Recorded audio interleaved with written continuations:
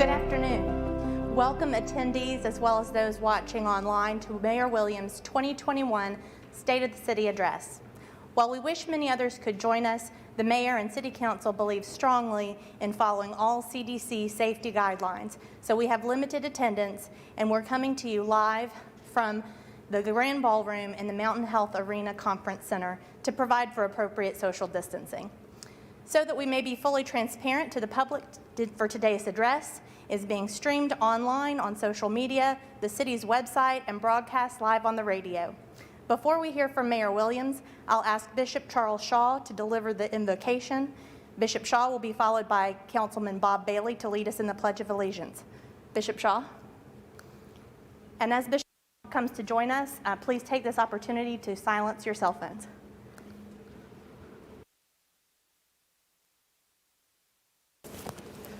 Thank you, Council Lady Wheeler. Let's pray at this time.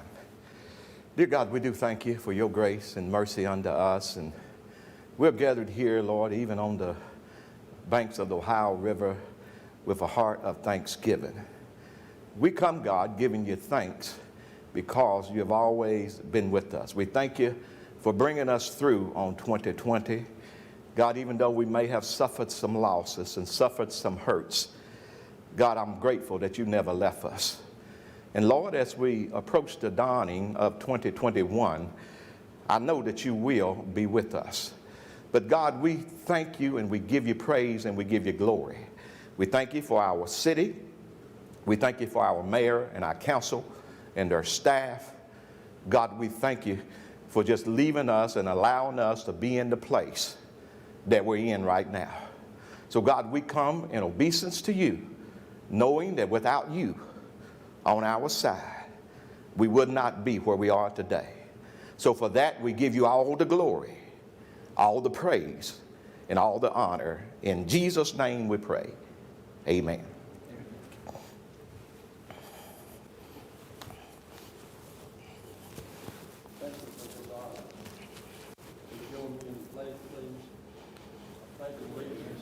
To the flag of the United States of America, and to the republic for which it stands, one nation, under God, indivisible, with liberty and justice for all.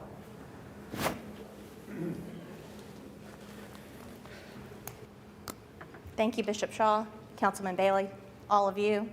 And without further ado, it's my great honor to introduce our Mayor, Steve Williams. Welcome, Mayor Williams.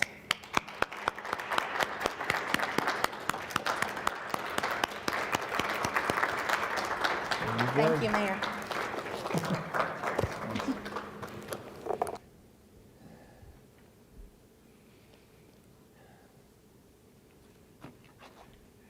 Thank you, Madam Chairman, Chairperson, Chair, excuse me. Madam Chair, members of City Council, in accordance with the provisions of Article 10, Section 10.2 of the Charter of the City of Huntington, I hereby present to you the proposed budget for fiscal year 2022. Each of the council members, I think you've been advised that the proposed budget is sitting in your boxes at the clerk's office. What a difference a year makes, or so they say.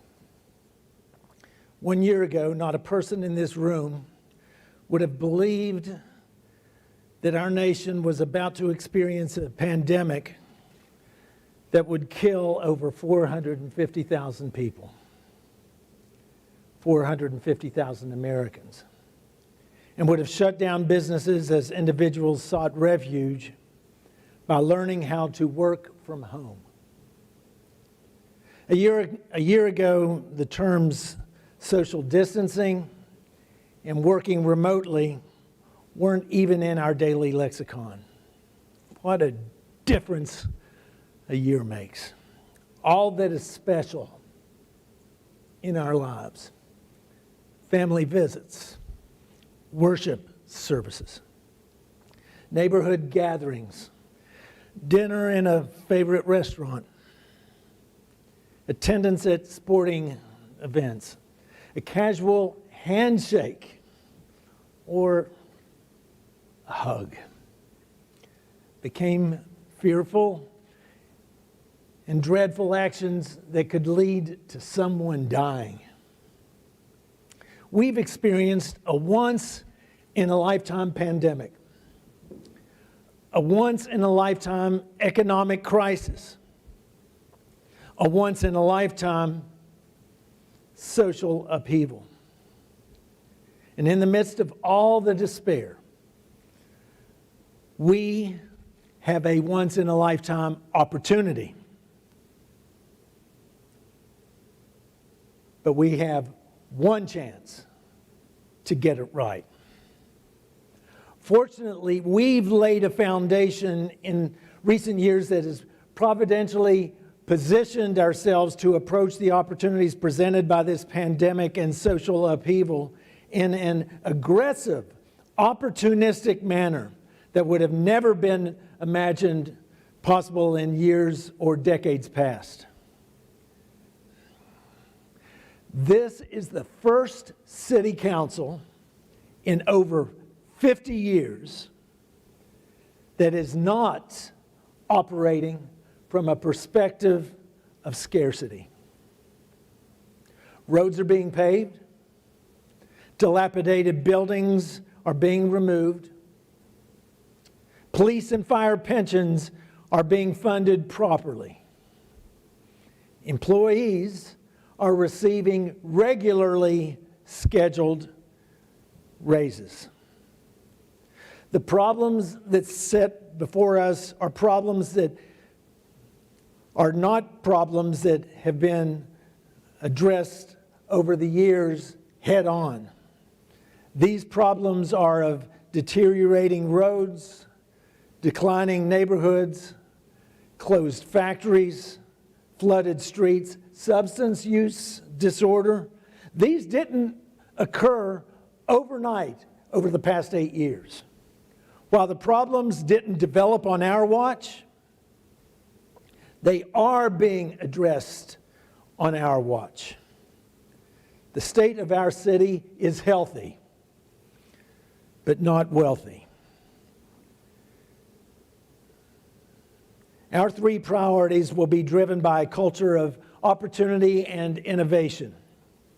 They are continued fiscal stability, economic transformation, and overcoming the effects of the COVID-19 pandemic.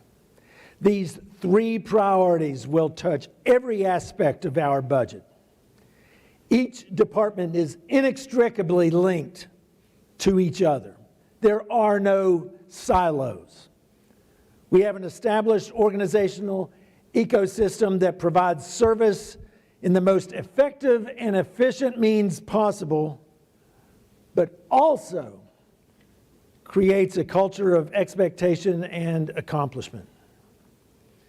Our police and fire department will continue to be budgeted at record high amounts. Staffing levels will be budgeted at the same level that it has in recent years. We will continue our aggressive efforts on recruiting to assure that we have a qualified, diverse workforce. We will not sacrifice quality for numbers. Our standards cannot be compromised. Our residents have experienced world-class service, and that will remain the standard. We continue to budget for additional police patrol vehicles, and again, we will purchase an additional apparatus for the fire department in keeping with our fleet maintenance program that was recently established. As we've sought to renovate each of the fire stations in the city, we will begin construction on the 20th Street Fire Station this year. In turn, we are budgeting for the acquisition of land for the replacement of the Westmoreland Fire Station.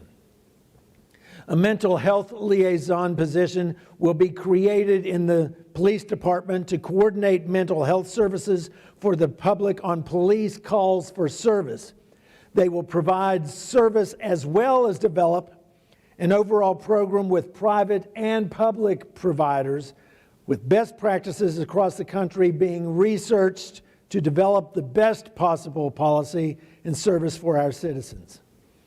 The Compass Wellness Program for first responders that was funded for the past few years by the Bloomberg Foundation is being utilized as a prototype by other cities around the nation for their first responders. We partnered with Bloomberg to establish a program that could be replicated in other cities around the nation and throughout the world for their first responders. And we've established measurable metrics that would enable our program to be utilized for other frontline occupations in numerous different lines of service. We will be absorbing the Compass program into our general fund budget after December 31st. I am so proud of the effort of the rank and file within the police department. The FOP is actively reaching out, not as Huntington police officers, but as police officers who are members of the Fraternal Order of Police and have chosen this life's career. They are actively reaching out to every part of the community to assure the residents whom they serve that they see them as approachable, compassionate, professional, and as a fellow human being. They're diligent in actively separating themselves from the difficulties that they have seen develop elsewhere. The rank and file of the police department came to me and said, we need body cameras.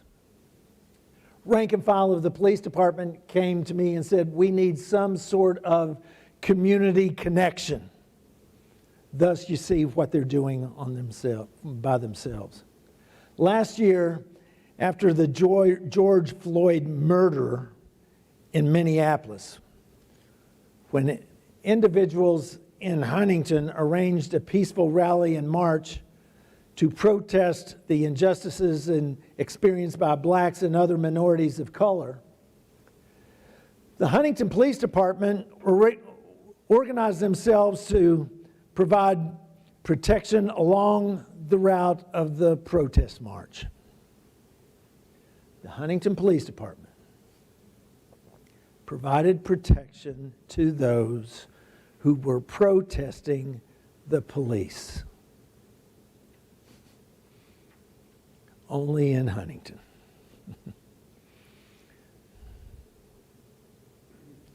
Our public works operation has continued to address capital improvement challenges that have been long ignored. We continue to fund street paving, street construction, sidewalk repairs, and construction at record levels. We've budgeted for the Hal Greer Boulevard Highway redesign and expect the work to begin this year. The partnership that we have established with the West Virginia Department of Transportation has enabled us to also replace the 5th Street Bridge, the 8th Street Bridge, and each are to be built to be functionally safe and tastefully pleasing in its design. We expect those bridge projects to begin within the year as well. $5 million is being budgeted for capital outlay and improvements. This includes purchasing land for new Westmoreland Fire Station, moving forward with plans for a new fire station at 9th Avenue and 20th Street, and improvements to the old armory being built on the West End. The old armory building will be upgraded to centralized public works operations, including the city garage, providing storage and a site for the Huntington Police Department's forensic unit to conduct its investigations and provide classrooms and training sites for various city departments. Our paving, street construction, sidewalk restoration, and other capital expenditures have begun to be more proactive than reactive. We're on the verge of establishing a scheduled road paving program. My goal is to establish a set paving schedule for our 200 miles of streets, wherein this schedule we will know what streets will be paved and in what year. An established paving schedule will include paving, maintenance, and restoration. We know that restoration programs lengthen the usable life of a paved street. Expending our resources on curbs and channeling stormwater will not only lengthen the life of a street, but will also improve the quality of life of our neighborhoods. Implementing such evidence-based solutions upon sound engineering practices will, with that, we will be able to have more frequently traveled streets upgraded more often, and other streets with lighter traffic will be restored in a way that will allow the life to be lengthened of that recently paved street. Gone are the days when streets will go 40 years or more without being paved. That is in our past. This will be a massive departure from how capital improvement decisions have been made. Once again, we will employ evidence-based solutions depending upon sound engineering practices. Our present fiscal condition is strong because the dedicated coordination between each and every department and the finance department. Every expenditure, every revenue, every decision is scrutinized by the finance staff and each department. We have been able to maintain operations by carefully managing our cash flow, our accounts receivable, and our accounts payable. We don't incur an expense if we can't pay it on time. In turn, we are enormously aggressive on collecting that which is owed the city. That's just a matter of fairness. If the person next to you pays what they owe, we need to make blessed sure that every person around them owns up to that same expectation. We have established ourselves as the most fiscally sound municipality in the state of West Virginia. Our employee benefits and public safety pensions are all properly funded. Our reserves are sound.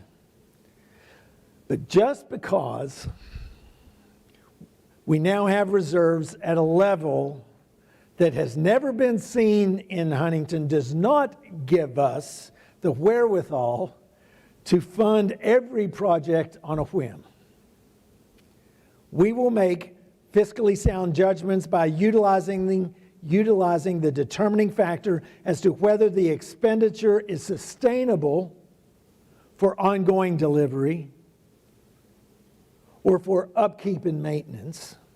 And if we can't afford to fund it during the ensuing years or cannot afford to maintain it, we can't afford it, even if the cash available is substantial. I believe that we need to take a serious look at making permanent the elimination of the business and occupation tax for retail and restaurants. I also believe we need to review our regressive fee structure that pays for our various services. While suffering through the uncertainty of a pandemic is not the time to permanently change our tax and revenue structure, it is the time to begin review of our business tax structure and accompanying fee apparatus.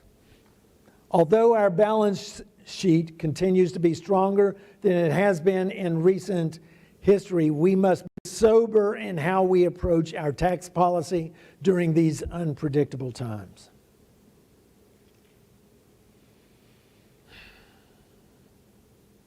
As we advanced in the America's Best Communities competition, we held on to the mantra, make no little plans.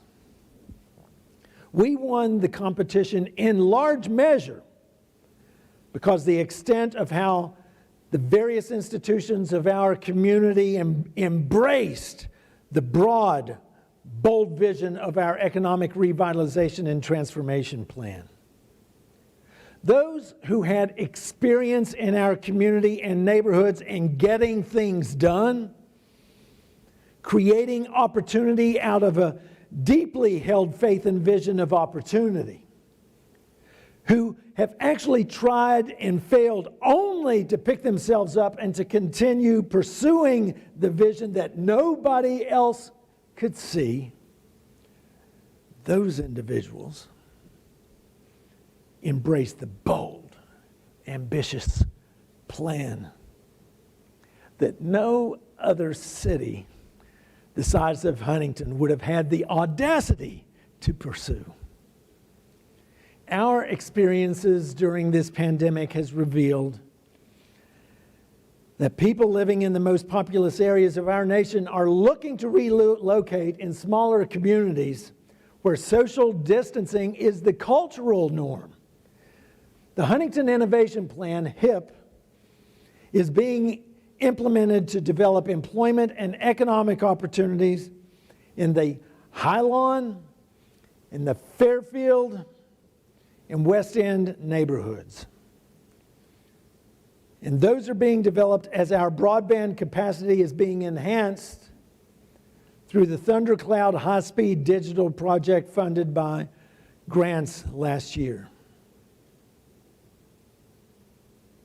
Huntington's municipal government is turning into an enterprise that is not just measured by the safety and cleanliness of its neighborhoods, the quality of its streets, but it's also being measured by the quality of life in its neighborhoods and opportunities for prosperity that match the dreams and efforts towards each person's ambition. We embarked to set standards that the rest of the nation would seek to emulate, and we have managed to succeed at that lofty ambition beyond our own expectations.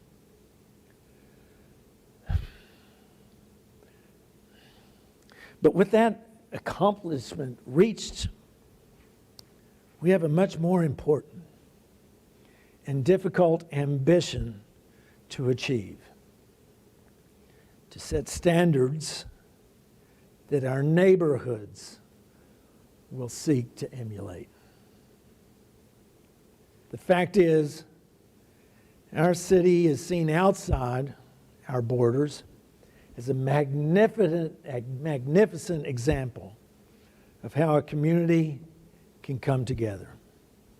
Unfortunately, when we look into the mirror, we manage to see the struggling community that has yet to learn the measure of its aspirations.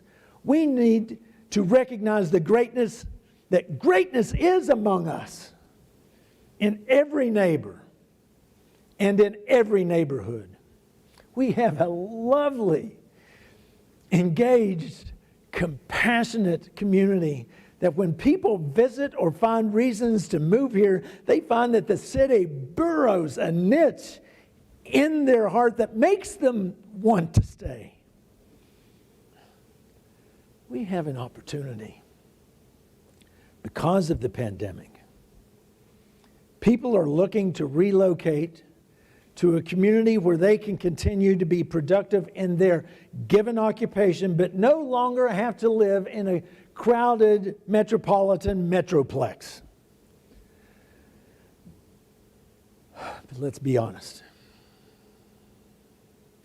Our neighborhoods,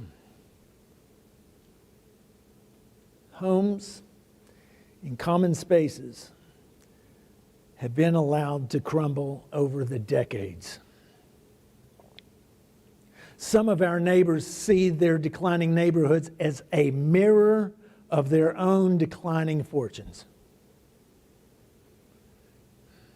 There are those, however, and I do believe it's a significant number that is growing, who see the evidence of a declining neighborhood as an opportunity to breathe life into that which has struggled to exist. We will not be able to attract others to come in and live by our side if we don't begin to spruce up our neighborhoods, homes, streets, and common spaces and reflect that rejuvenation in how we see ourselves. Our neighborhoods need to be given permission and the means to reinvent themselves. Housing has been a problem that has been long ignored. We will be unveiling a robust housing program that will target neighborhoods by encouraging home ownership, new construction or rehabilitation on properties purchased by our land reuse agency, as well as rehabilitation of declining owner-occupied homes. In 2020, we took advantage of the pandemic and received a grant to fund a graduate fellow from Harvard to evaluate our housing stock and to make recommendations. Over 90% of the homes in Huntington were constructed over 50 years ago. Owner-occupied homes comprise just over 50% of our housing, with rental property comprising 49%. 57% of our rental housing is considered to be declining or unsafe or vacant. Of our owner-occupied housing, 38% is considered to be in some level of disrepair. For these reasons, we've hired 3 new housing inspectors to beef up our inspection and code enforcement efforts, and we're providing additional resources to our city attorney's office. In 2020, we demolished 104 houses and have demolished over 800 structures in the past 8 years. We expect by June 30th of this year to have demolished an additional 113 structures. The problem is a growing city cannot grow by tearing things down. A growing city grows by building up and rehabilitating those structures that are in disrepair. Project Shine is a pilot project targeted for the Highland neighborhood for owner-occupied homes that need rehabilitation. 140 owner-occupied homes are being targeted in the Highland area with an expectation to rehab 70 homes this summer. The purpose is to help stabilize housing in the Highland neighborhood by targeting one neighborhood at a time. The results will be more noticeable than if it was 70 homes spread across or spread throughout the city. The Fairfield neighborhood is the home of a partnership that the newly established Fairfield Community Development Corporation has established with Huntington banks, targeted for first-time home buyers interested in buying or building a home in the Fairfield neighborhood. And this project began during late 2020. Our efforts to encourage businesses to open and or relocate in our community always involves a detailed assessment of incentives that could and should be offered to entice companies to invest in our city. For decades, I have heard conversation after conversation of the business retention and business attraction incentives and packages that should be pursued. Many of these incentives have established wonderful opportunities for our community. Incentives intended to attract businesses to invest in the community. What about establishing a set of incentives to entice people, families, to move into Huntington?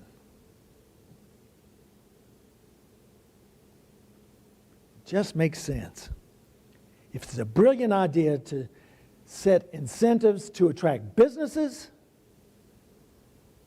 why not create incentives to attract people? And pay attention to the statistic that was previously stated. 90% of all housing in Huntington was constructed over 50 years ago.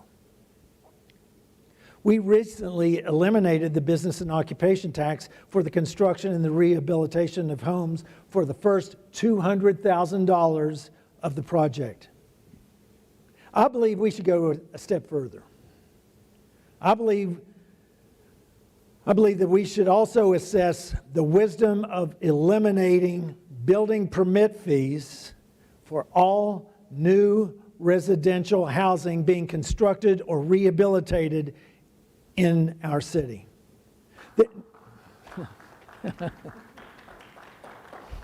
There will still be a requirement for building permits to assure that work is being constructed in accordance to code. However, building permit fees would be eliminated for residential housing newly built or rehabbed.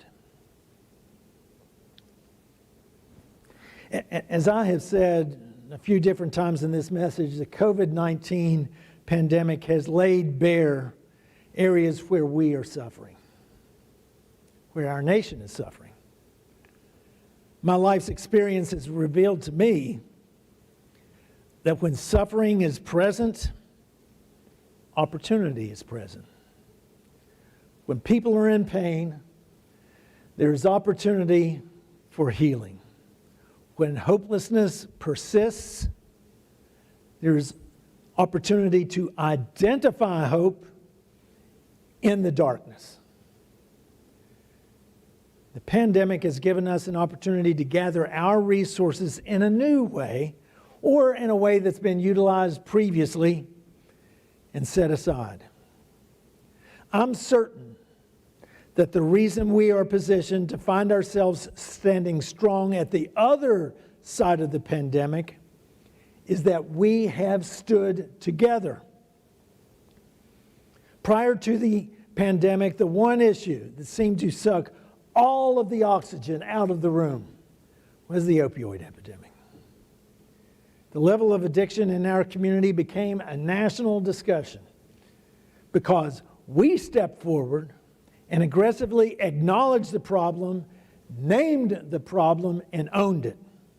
And as our overdoses at one time were the highest in the nation, our community eventually became known as home of the highest reductions of overdoses in the nation. The pandemic has caused overdoses to rise enormously across the nation, our area included. The overdoses here have risen, but not to the rates that they were 6 and 7 years ago when we aggressively stepped forward. The COVID-19 pandemic and the opioid epidemic are not separate issues. They are inextricably tied. I believe we need to organize ourselves to identify the markers in the COVID-19 pandemic that are causing the rates of overdoses to rise. It occurred to me that we need to fix this broken system here. I'm not sure, though, exactly what to do. But I do know that we have to link public health with drug control policy.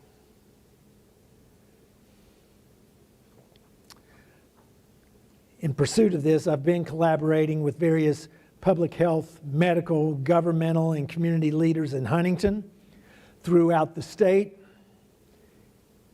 and the nation in Washington, D.C.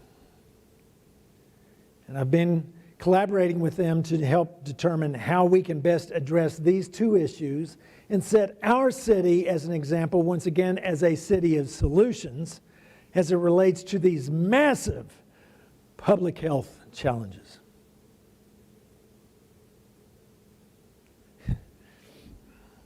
I have been so encouraged by the energy and zeal demonstrated by this newly elected city council. In the very short time that this group, that you have been in office, 43 days to be exact, but who's counting? There have been no shortage of inquiry and suggestions filled with innovative ideas. And I've got an idea. Last year, we budgeted a position in the mayor's office for the office of the Director of Innovation. Scott Lemley has taken the reins of that position, and it was intended to create within each city department a means in which innovative solutions can be established. In short, every person in every department was given permission to seek innovative solutions. As I indicated, there's been no limit to the level of innovative ideas that are being offered up by our council members. And it appears to me that we need to give council encouragement to seek innovative solutions. Therefore, I'm creating within the mayor's budget a line item of innovative projects to the tune of $250,000 to provide City Council a process wherein an idea can be evaluated, measured, discussed, and receive seed funding to determine if it's deemed to be a project worthy of pursuing. Councilman Bailey's long-awaited vision for a new senior citizen center is an example of a project that's worth pursuing. And each of you have brought numerous ideas that we must pursue. Tossing it out to not be caught or even considered is not an option. And if we're going to do this, love is where your heart is. And if we're going to love the idea of being innovative, then let's make sure where our money is. Love is where the heart is. Money is also where the heart is. So let's fund it if we're going to be serious about it. One of the most exciting innovations that we have had the joy of experiencing is the transformation of the Mountain Health Arena. For years, it was seen as the big orange elephant that was a drain on the city's resources. I remember the battle back in the 1970s to have a civic center built. You know one of the reasons why they were saying we needed a civic center in Huntington? It's because Charleston had one.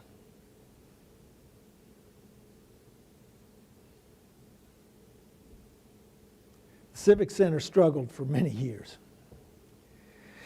Yes, and there are those of us who are old enough to remember that Frank Sinatra performed here, Billy Joel performed here, Steve Martin, Kenny Rogers, John Denver, so many others performed here. But the Civic Center never, ever made money. Today, prior to the pandemic, the Mountain Health Arena was meeting and exceeding its projections.